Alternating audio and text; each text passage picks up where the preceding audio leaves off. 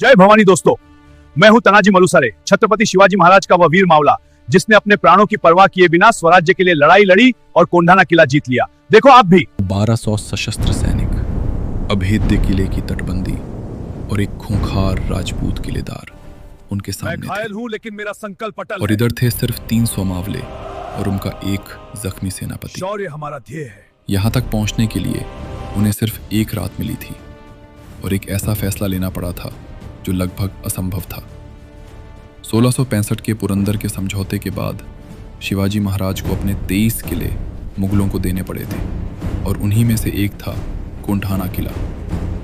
यह किला स्वराज्य की राजधानी राजगढ़ के सामने एक तलवार की तरह खड़ा था। जब तक यह किला वापस नहीं लिया जाता तब तक स्वराज्य सुरक्षित नहीं हो सकता था। औरंगजेब ने वहां उदयभान राठौड़ को किलेदार बनाया था, जो बेहद क्रूर और ताकतवर था। उसके अधीन राजपूत, अरब और पठानों की लगभग 1200 से 1500 सैनिकों की मजबूत सेना थी। किले के दरवाजे और मुख्य रास्ते तोपों की मार में पूरी तरह सुरक्षित थे।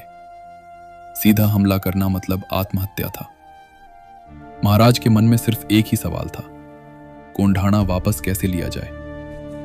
बड़ी सेना लेकर जाते तो मुगलों को पहले ही खबर मिल जाती और अगर किले को घेरते तो महीनों लग जाते। समय बहुत कम था। एक ऐसा रास्ता चाहिए था जिसके बारे में दुश्मन ने सपने में भी न सोचा हो। यह जिम्मेदारी लेने के लिए सिर्फ एक ही नाम था, तानाजी मालुसरे। तानाजी महाराज, मेरे पुत्र के विवाह में आपकी कृपा और आशीर्वाद चाहिए। लेकिन जब उन्हें महाराज की इच्छा का पता चला तो उन्होंने बिना एक पल सोचे कहा, पहले लगीन कोंढाण्याचं, फिर मेरे रायबा का। स्वराज्य के आगे उन्होंने अपने परिवार को भी पीछे रख दिया। तैयारी शुरू हुई। गुप्तचरों ने किले की हर दिशा की जानकारी जुटाई। किले के पश्चिम में द्रोणागिरी का एक सीधा और ऊंचा कड़ा था, इतना खतरनाक कड़ा कि वहां से कोई ऊपर चढ़ सकता है। ये उदयभान ने सोचा, जिनाजी ने उसी रास्ते को चुना। तानाती योजना थी, लेकिन यही मराठा युद्ध नीति थी। जहां दुश्मन को खतरा कम लगे वहीं वार करो। इस कड़े पर चढ़ने के लिए एक गुप्त तरीका अपनाया गया, घोरपड़ और रस्सी। यशवंती नाम की घोरपड़ की कमर में रस्सी बांधकर उसे कड़े पर चढ़ाने की योजना बनाई गई। सिर्फ 300 चुने हुए मावले इस कड़े पर चढ़ने वाले थे और बाकी सेना सूर्याजी मालुसरे के साथ किले के बाहर इंतजार करने वाली थी। 4 फरवरी 1670 की वो रात बहुत ठंडी और पूरी तरह अंधेरी थी। तानाजी और उनके मावले चुपचाप किले के नीचे पहुंच गए। सामने खड़ा था काला खतरनाक कड़ा और ऊपर था मौत का साया। घोरपड़ को कड़े पर छोड़ा गया। पहले प्रयास में वो फिसल गई, लेकिन दूसरे प्रयास में उसने मजबूती से पकड़ बना ली। रस्सी खींची गई और मराठों का सबसे फुर्तीला योद्धा सबसे पहले ऊपर चढ़ा। न कोई आवाज, न हथियारों की खनक। एक एक करके 300 मावले उस कड़े पर चढ़ गए और किले के अंदर पहुंच गए। ऊपर पहुंचते ही उन्होंने मुगल पहरेदारों को चुपचाप खत्म करना शुरू किया। लेकिन एक छोटी सी गलती हो गई। एक पहरेदार के हाथ से बर्तन गिर गए और तेज आवाज हो गई। किले में खतरे का नगाड़ा बज उठा। खतरा हो सकता है, तैयार कुछ ही पलों में 1200 सैनिक जाग गए और उन्होंने तानाजी की छोटी सी टुकड़ी को चारों तरफ से घेर लिया। अब यह लड़ाई 300 बनाम 1200 की हो चुकी थी। तानाजी ने कुछ मावलों को कल्याण दरवाजा खोलने भेजा और खुद युद्ध में कूद पड़े। दुश्मन की संख्या बहुत ज्यादा थी और मराठे धीरे धीरे पीछे हटने लगे।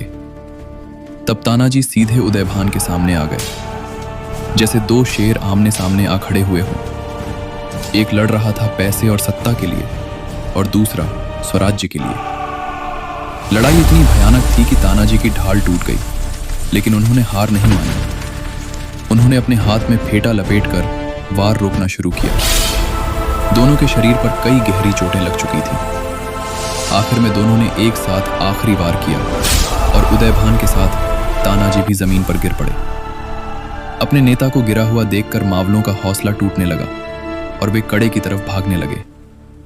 तभी सूर्याजी मालुसरे अपनी सेना के साथ किले में पहुंच गए। उन्होंने भागते हुए मावलों को रोका और कड़े पर बंधी रस्सियां काट दी। उन्होंने जोर से कहा, तुम्हारा बाप यहां मरकर पड़ा है और तुम भाग रहे हो। अब या तो दुश्मन को मारो या खुद मर जाओ। बस यही एक पल था जिसने पूरी लड़ाई बदल दी। मावलों के अंदर जैसे बिजली दौड़ गई। वे मौत की परवाह किए बिना दुश्मनों पर टूट पड़े। भयानक युद्ध के बाद आखिरकार मुगलों की सेना हार गई और कोंढाणा किला फिर से स्वराज्य के हाथ में आ गया। राजगढ़ पर विजय का संकेत देने के लिए किले पर घास की छत जला दी गई। लेकिन इस जीत की कीमत बहुत भारी थी। जब शिवाजी महाराज खुद किले पर पहुंचे और तानाजी का शव देखा तो उनकी आंखों में आंसू आ गए। उन्होंने कहा, गढ़ आला पण माझा सिंहा गेला। तानाजी, उसी दिन गढ़ से आला पण सिंह गेला. कोंढाणा का नाम बदलकर तुझ्या शौर्याशिवाय हे सिंहगड रख स्वप्न दिया गया। अपूर्ण राहिलं असतं. यह सिर्फ पण एक तुझी जीत नहीं आठवण थी, तीच बल्कि आमची स्वराज्य ताकद के असेल. लिए बलिदान, साहस और अटूट विश्वास की अमर कहानी थी। जय शिवराय।